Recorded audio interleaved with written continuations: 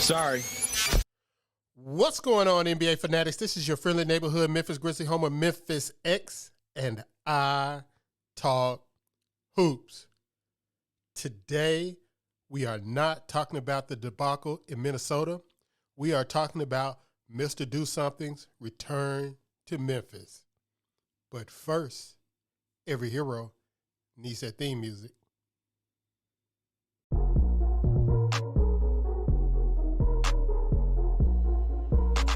Piano. Grizz gang, go hard.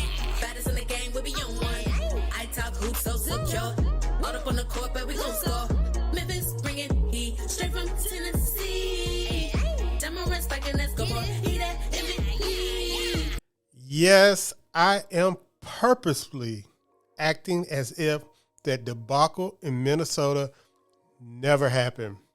I am not going to talk about it unless it rears its ugly head. What happened in that game rears its ugly head later in this season. I will just treat it as a one-off and leave it alone. We are going to talk about Friday's game in FedEx Forum against the Philadelphia 76ers, in which Mr. Do Something returns DeAnthony Melton, one of Grizz fans, favorite players, former players of the Grizzlies. He was well liked in Memphis, even though he was frustrating in the playoffs with some of his performances. The fans generally liked him. They liked his explosiveness. They liked his ability to change game outcomes off the bench. We expected a little bit more out of him, but we have to remember DeAnthony Melton is still a young player. He still is developing. He is 2 to 3 years away from even entering into his prime in the NBA. So we have not seen the fully formed DeAnthony Melton yet. He has been doing very well in Philadelphia. The 76ers and the fans of the 76ers are very happy with their acquisition of DeAnthony Melton. And, of course, every time the Grizzlies lose, Grizzlies fans voice their consternation online, on the radio, whatever, about losing DeAnthony Melton and Kyle Anderson. Now, it's very funny that the NBA has these games back-to-back. The Grizzlies just lost to our other favorite son, Kyle Anderson, and he was a big part of them, the Minnesota Timberwolves, being in that game. Even though the Grizzlies were playing bad, he was a big part of the Minnesota Timberwolves winning that game. Got some key fouls on Jaren Jackson, who was probably the best, if not the second best player in the game for the Grizzlies that night. But, tonight, I expect a much better performance from the Grizzlies. I think if they aren't embarrassed, they should be embarrassed. And if they have a repeat performance of what happened, I will become instantly worried about the direction of this season.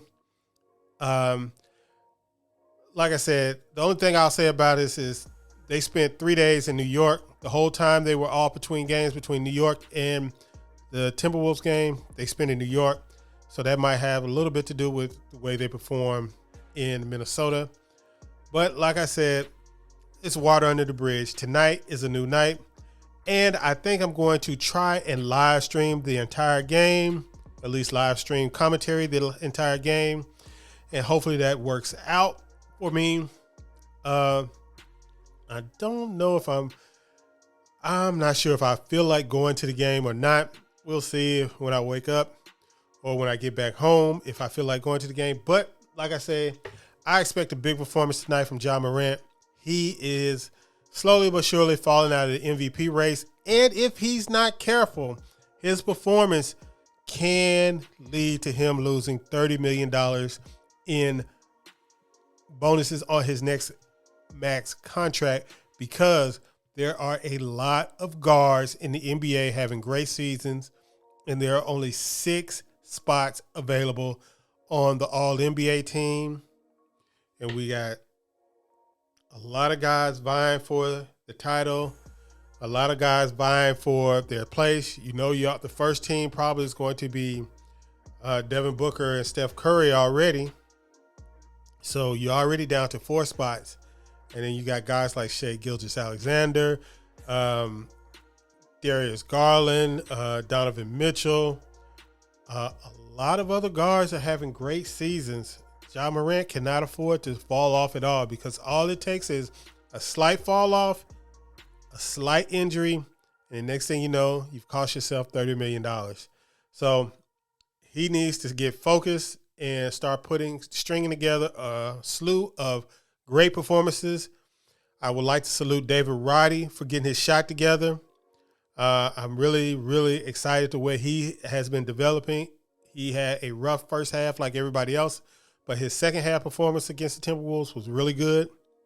Also, we did get a cryptic response from Zaire Williams about alluding to his return coming soon. I expect both him and Bane to be back on the court in about a week or so with the big team. So hopefully tonight we get a good performances from the team. I want to see a big game from Jaren Jackson. And I am looking forward to getting these games together. We got 6 or 7 at home. The one road game we got is Detroit. So I am expecting at the least 5-2 on this little home stand that they have. I'm expecting 5-2 at the least, which would put us at what? 17-11. 17-11. I think that's very reasonable. 17-11. Hopefully 18-10, but that's asking for a lot. This team hasn't been consistent enough in their performances to warrant something like that, especially with Bane out and Zaire Williams out and the status of Jake LaRavia, up in the air. But like I say, I will check you guys tonight. If you can, stop by and join in the live stream. Give me some commentary, comments about how you're watching the game or whatever. Peace.